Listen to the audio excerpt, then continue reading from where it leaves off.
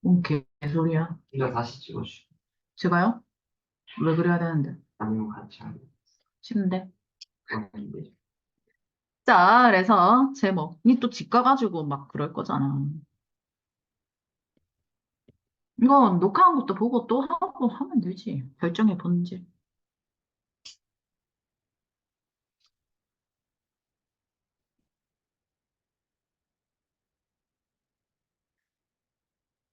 자, 이게야 특정 상황에서 어떤 방을 선택함으로써 얻을 수 있는 이익을 우리가 효용이라고 합니다.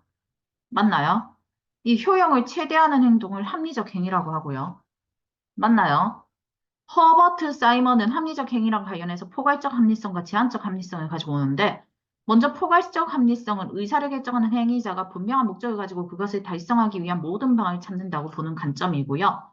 행위자는 각 방안을 초월할 때 모든 결과를 정확하게 평가하고 효용을 극대화하는 방안을 의도적으로 선택해서 자, 일관되게 선택 과정에 반영한다고 전제를 하는 겁니다. 근데 여기서 이제 문제는 뭐냐면 이 허버트 사이먼은 행위자의 특성을 적용하지 않았어요. 반면 보이시죠? 제한적 합리성은 이제 행위자가 위에는 자신의 목적을 달성하는 데 있어서 지식과 인지 능력의 한계가 있음을 인정한다. 그러니까 목적 달성에 필요한 정보인 자신이 청한 사항, 선택 가능한 방안, 선택 결과를 정확하게 인지하지 못한다고 보는 거죠. 따라서 제한적 합리성의 관점에서 선택의 합리성 여부를 판단하기 위해서는 행위자의 목적과 관련해서 그가 가진 정보, 그 정보를 바탕에 추론할 수 있는 능력 같은 행위자의 특성에 대해서도 알아야 한다. 그러니까 포괄적 합리성은 행위자의 특성을 체크하지 않지만 제한적 합리성은 행위자의 특성을 체크한다라는 걸 캐치해봐 주시면 될 것 같습니다. 맞나요? 자, 그레이엄 앨리스는 이러한 관점들을 바탕으로 국제사회 외교 정책 행위를 몇 가지 모델로 분석하고자 하였다. 자, 그레이엄 앨리슨의 모델 이야기를 하게 될 겁니다. 여기까지 끊고. 허버트 사이먼이 제시한 포괄적 합리성, 제한적 합리성.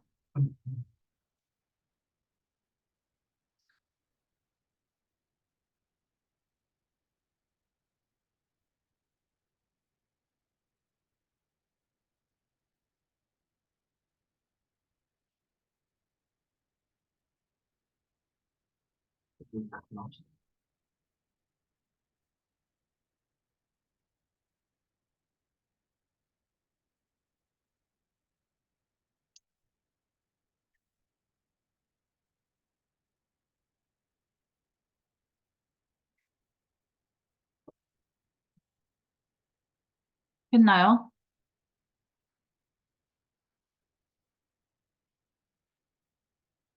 자, 여기까지가 1문단이었는데요. 자, 이번에는 2문단 들어가는 거죠. 자, 바로 그레이엄 앨리슨의 모델 중에서 합리적 행위자 모델에 대해서 이야기를 하게 될 겁니다. 포괄적 합리성을 바탕으로 정책 행위를 설명합니다. 결정된 정책 행위가 특정 목적에 대해 최대 효용을 갖는 방안이라고 상정하기 때문에 그 목적을 찾아내기 때문에 행위자가 왜 그러한 방안을 선택했는지를 설명하고요.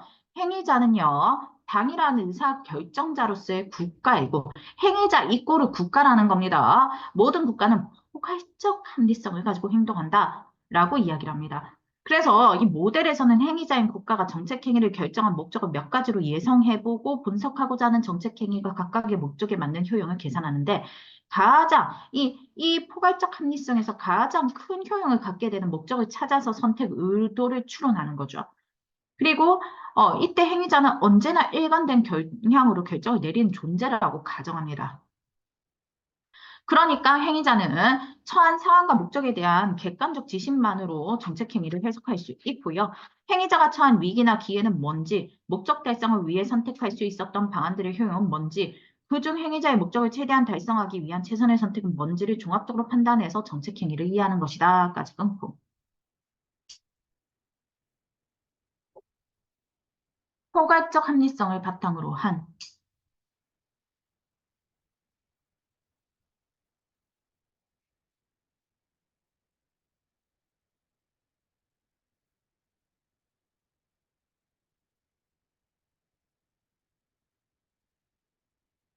합리적 행위자 모델에 의해.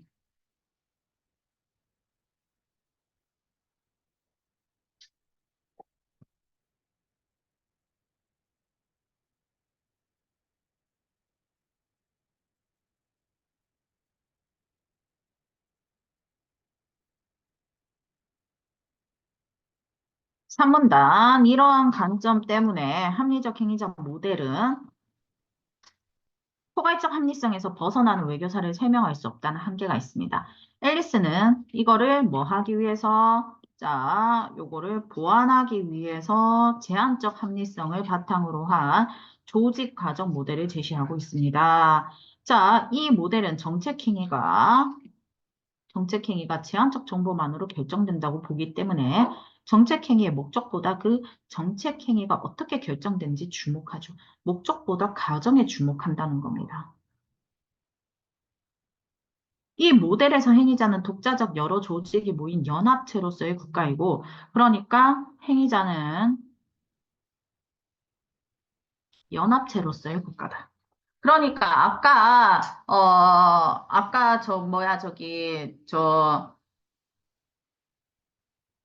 합리적 행위자 모델에서는 행위자가 그냥 단일 국가라고 이야기를 했다면,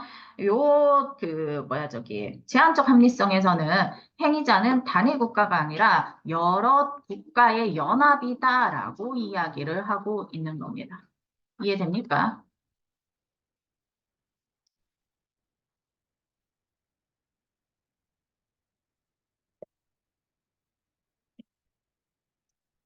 정책 행위는 행위자의 의도적 선택이 아닌 미리 규정된 절차에 따라 조직들이 수행한 결과가 모여 만들어진 기계적 산출물로 인식되고요. 그러니까 정해진 과정으로 절차를 진행하고 결과는 같고요. 이를 규격화하고 시스템화하고 있다고 보시면 돼요. 뭐라고요? 저거 맞잖아. 는 음, 정해진 과정으로 절차를 진행하고, 맞지? 그러면 항상 똑같은 결과가 도출되어서 나오고, 그렇게 되도록 규격화, 시스템화 했다고요. 규격화랑 시스템화 같은 말입니다. 오케이? 자, 그래서 각 조직은 원활한 업무 수행을 위해서 자체적 표준 운영 절차, 일을 처리하는 규칙에 따라서 작동하는데, 국가는 규모가 커서 조직의 모든 활동을 국가의 의도에 맞게 완전히 통제하거나 감독할 수는 없고요. 국가는 조직이 SOP에 따라 처리한 제한된 정보만으로 정책 행위를 탐색하고 결정한다는 점에서 이 모델은 제한적 합리성에 기반을 둔다고 할 수는 있습니다. 조직은 불확실한 미래를 추측하고 그에 맞게 행동하는 것을 매우 꺼리기 때문에 문제의 심각성, 긴박성에 대한 새로운 해결책을 강구하기보다 일상적인 SOP, 시스템에 해당하는 거죠. 의존해서 판단 내리는 경향이 강하고요. 그래서 조직 가정 모델은 조직이 최적의 방안을 찾기보다 SOP에 부합하는 그만하면 충분히 만족스러워. 최적화되지는 않았지만 그만하면 충분히 만족스러워. 그러니까 합리적 행위자 모델은 최적화된 걸 찾는다면 제한적 행위자 모델은 최적화되지는 않았지만 요 정도면 됐어 하는 걸 찾는다는 거죠. 이 과정에서 조직이 미처 고려하지 못한 방안이 가질 수 있는 더 큰 효용은 무시될 가능성이 높아지고 합리적 행위적 모델로 설명하기 힘든 정책 행위가 선택될 수 있는데요. 조직 가정 모델은 조직의 SOP와 역량, 조직 간의 관계에 대해서 분석하기 때문에 포괄적 합리성에서 벗어난 외교 정책 행위를 설명할 수 있게 됩니다. 여기까지 끊고.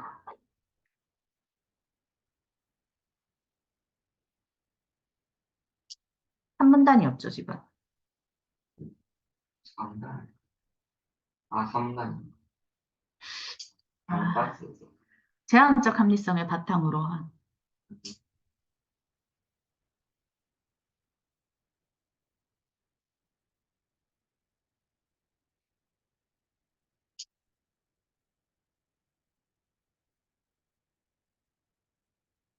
뭐지?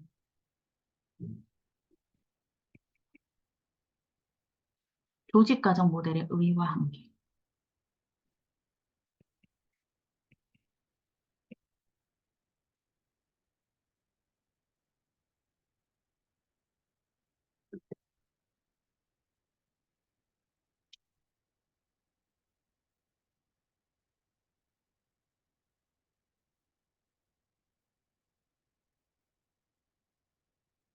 3문단 이처럼 합리적 행위자 모델과 조직 과정 모델은 분석 대상이 되는 정책 행위를 바라보는 시각이 다르다.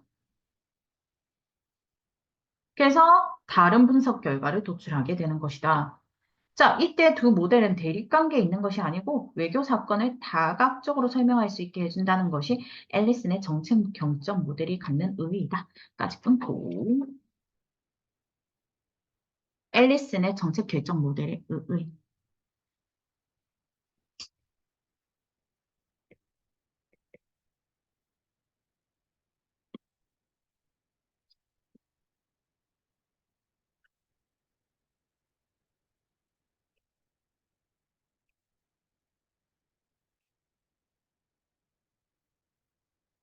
다 됐나 정민아? 안 봤어.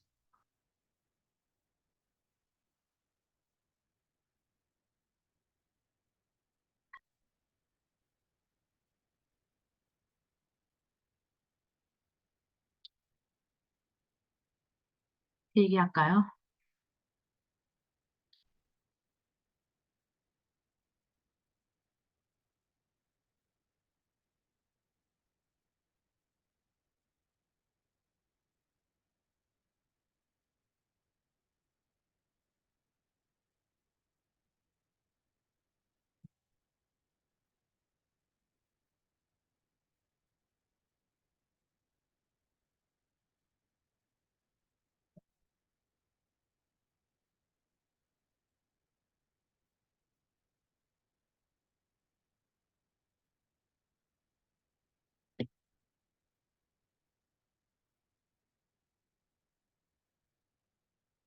음식이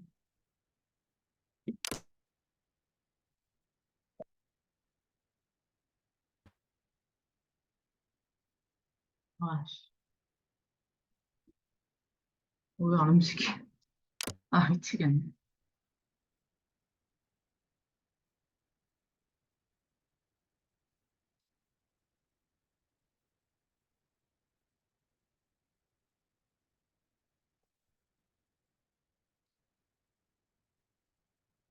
얘가 내 손을 안 먹네. 음, 좋냐? 음, 표정은 좋은데 시간이 아까 확실하나? 그렇죠. 안 되면 어쩔 수 없죠. 왜 어쩔 수 없어. 됐는데. 됐어요. 응. 아쉽. 시간 아깝다면 선생님 최선을 빨리 해주고 많이 해줄게. 시간 아깝다면. 아, 근데 아이패드는 녹화가 안 돼요. 화면 녹화하면 네가 못 보잖아요. 그런 그러니까 네가 못 보잖아요. 거. 저는요. 그 방법이 다 있습니다. 자, 1문단. 효용. 특정 상황에서 어떤 방안을 선택함으로써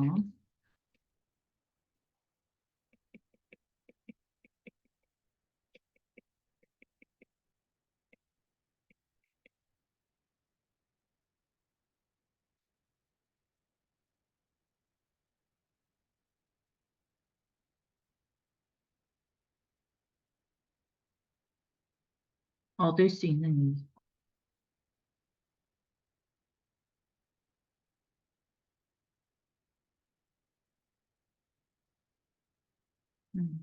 이 효용을 최대화하기 위해서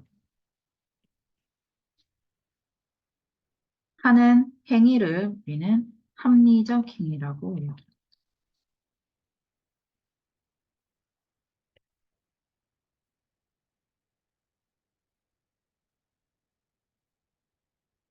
자, 허버트 사이먼이 이 합리적 행위를 자,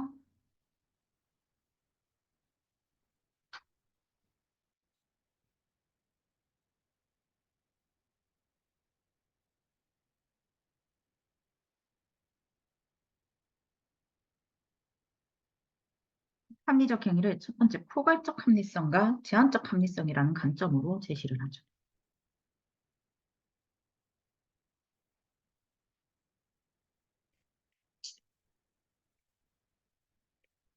의사를 결정하는 행위자가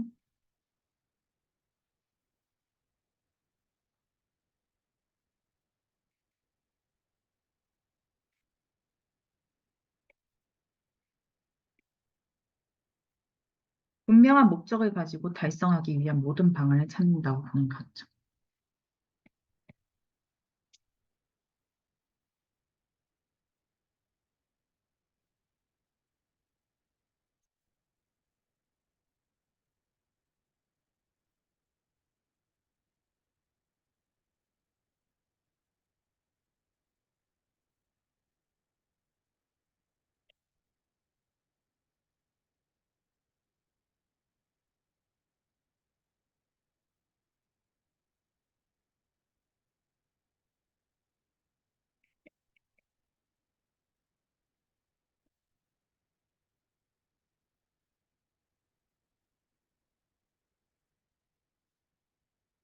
이때 의사를 결정하는 행위자는요. 자, 결과를 정확하게 평가하고요.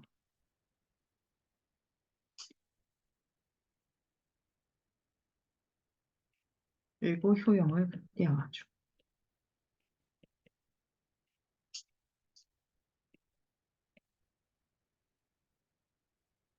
그리고 언제나 일관되게 선택 과정에 반영된다고 합니다.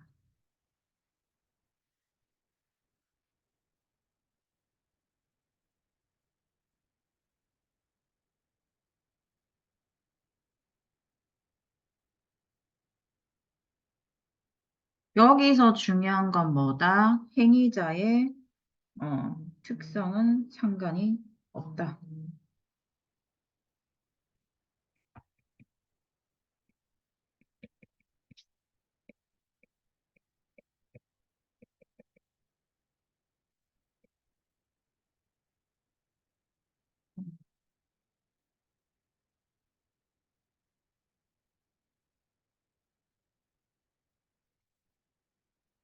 됐나요?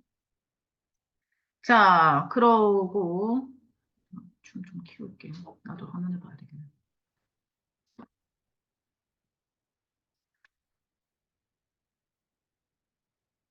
자, 요거 상관없고요. 자, 그러고 이 두 번째, 이번에는 뭐에 대해서 이야기를 하노 했더니 제한적 합리성에 대해서 이야기를 한다.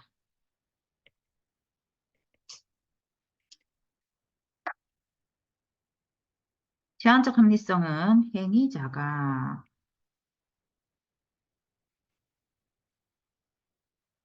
자신의 목적을 달성하는 데 있어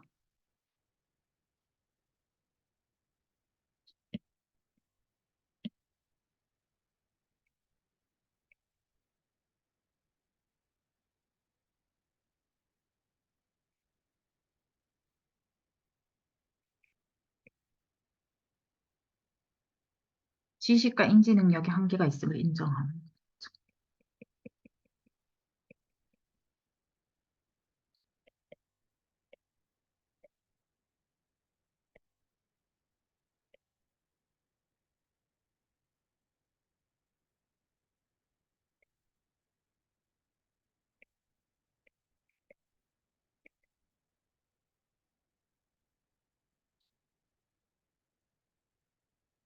됐나요? 안 떴어요. 네?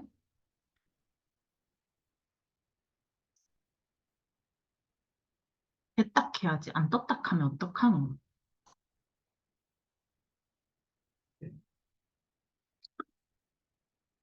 자, 그러니까 정확하게 우리가 체크해 봐야 되는 거. 자, 이 한계입니다. 누구의 행위자에게 한계가 있다고 인정하는 거죠. 그래서 자,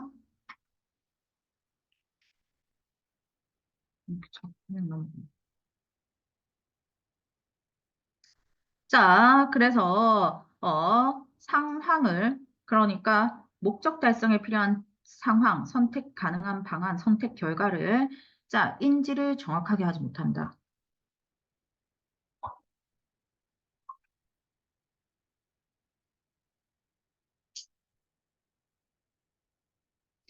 따라서, 자, 합리성 여부 판단에서는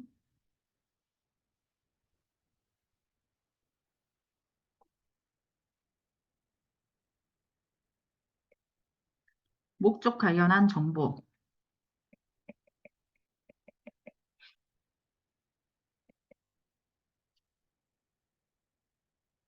그리고 추론할 수 있는 능력.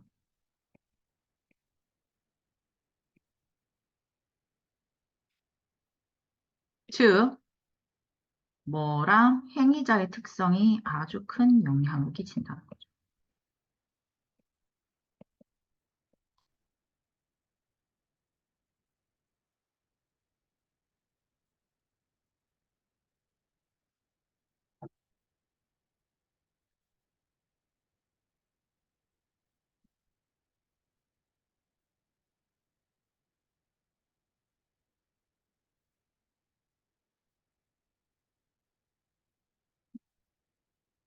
요게 바로, 이 부분이 바로 뭐랑, 제한적 합리성이랑 아주 큰 포괄적 합리성과 제한적 합리성의 아주 큰 차이라고 보시면 됩니다.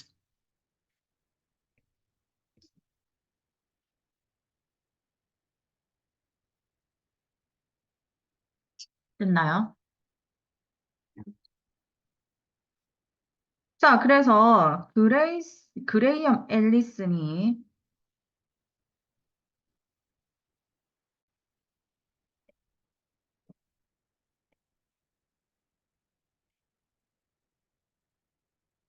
국제사회 외교 정책 행위의 모델을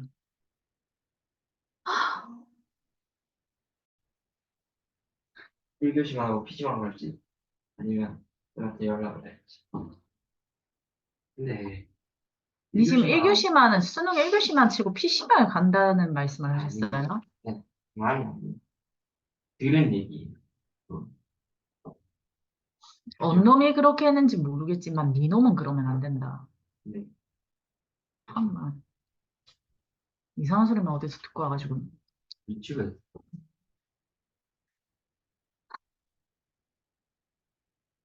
유튜브가 애들의 가망쳐. 자, 어쨌든 그레이엄 앨리슨이 국제사회 외교 정책 행위 모델 분석을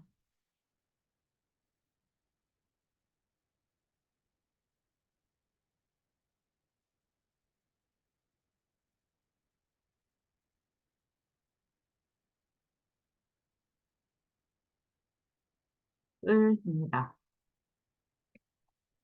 님, 이거 어떻게 되는지 알겠지? 위에서 우리가 효용이 무엇이냐 이야기를 했고, 합리적 행위가 뭐냐고 이야기를 했고, 합리적 행위에 대해서 포괄적 합리성과 제한적 합리성이 있다고 이야기를 했고, 맞지? 근데 이게 개인의 선택을 떠나서 이제 국제사회 외교정책 행위 모델 분석이면 이제 국가 단위의 그 행위에 대한 이야기를 하게 될 것이다라는 거 우리가 캐치해 볼 수가 있겠죠. 이해됐습니까? 음. 이 문단.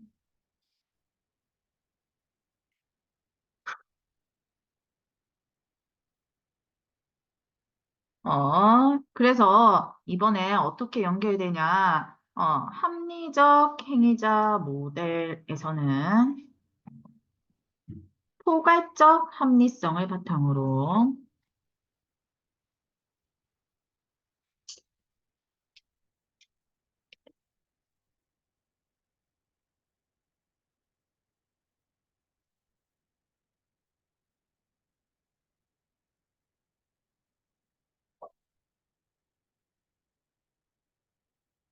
정책 행위를 설명합니다.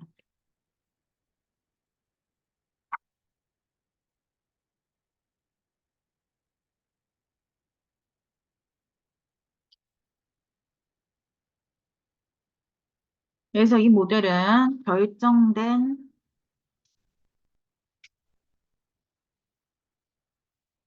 정책 행위가 특정 목적에 대해 최대 효용을 갖는 방안이라고 이야기하죠.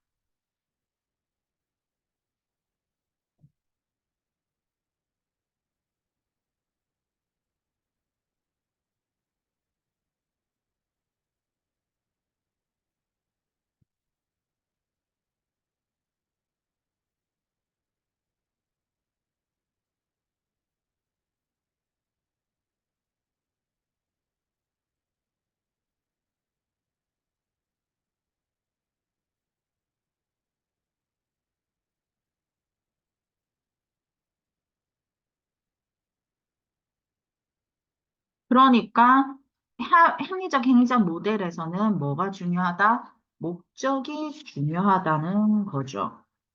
그래서 이 목적을 통해서 자, 아이고, 쏘리.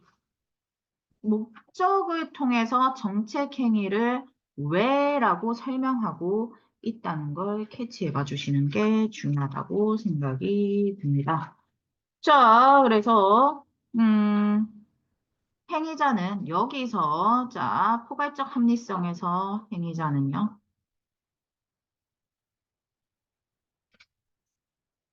단일한 의사 결정자로서의 국가.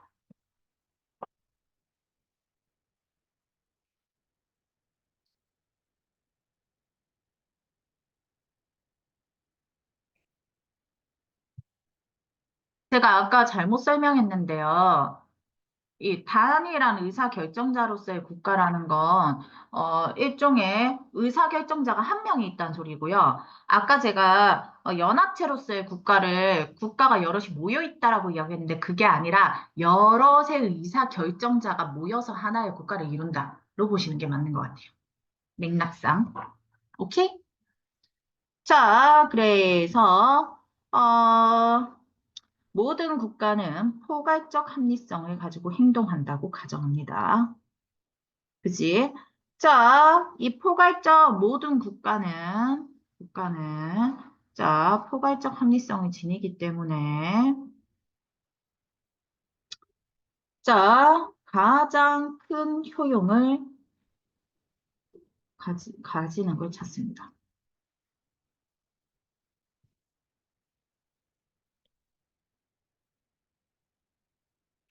여기서 목적을 찾고, 어, 의도를 추론합니다.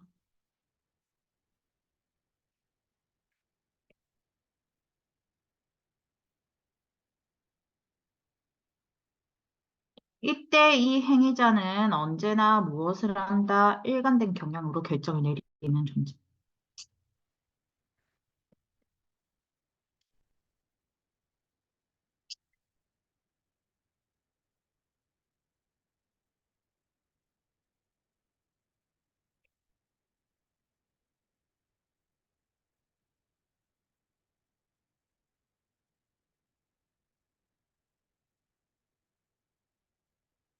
자, 뭐랑 유사해? 자, 얘랑 유사하고 되죠. 맞나? 이런 존재이기 때문에 자, 객관적 지식만으로 전체 행위를 해석합니다.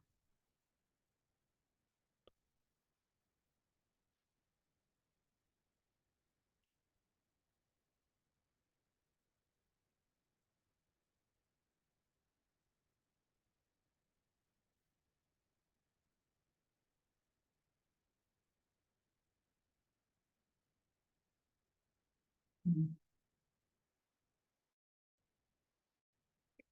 그러니까 종합적 판단으로 정책 행위를 해석하는 거죠.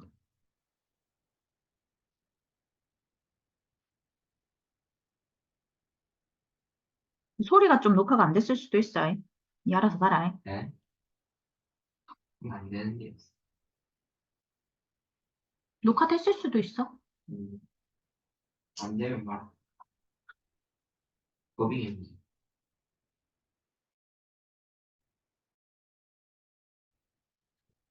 까지 해야 되나, 내가. 그럼 저 근데 빨리 가야 돼. 여기까지 합시다, 그러면. 그럼요. 3문단부터 다음 시간에.